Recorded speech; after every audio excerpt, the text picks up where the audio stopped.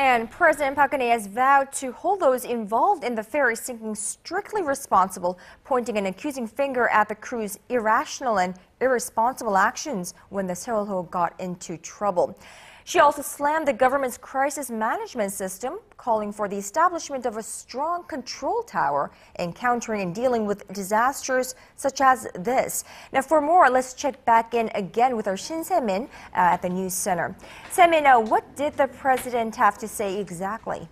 Yes, President Park Geun-hye, during a meeting with senior secretaries on Monday earlier today, likened the actions of the captain and the crew members of the ferry to mass murder and said it is incomprehensible and unacceptable on legal and ethical grounds.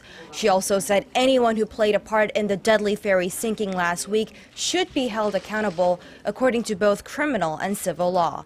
The president also called on the joint probe team of the prosecution and police to thoroughly and promptly clarify any suspicions the public might have about the ship sinking.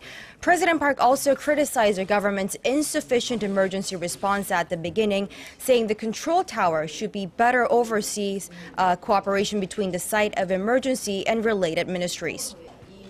Now, Se-min, the site of the accident, Jindo, and the city most touched by this tragedy, Ansan, where Tanwon High School is, of course, have been declared special disaster areas. Now, my understanding is that this means they will have access to special emergency funds, and the government will cover vast majority of the costs. Am I correct? That's right. The two areas declared as special disaster zones are in Ansan in Gyeonggi-do Province and Jindogun County in the southwestern province of Jeollanam-do. Ansan is where Tanwon High School is located, and many students from the school made up a majority of the passengers on board the ill-fated ferry. And Jindo is where the Sewol-ho ferry capsized last Wednesday, and also where Paengmokang Harbor is located, the closest harbor to the accident site. So these two areas will be able to receive state funds for the search and rescue operations. And local taxes, including acquisition taxes, will also be waived for those in the area.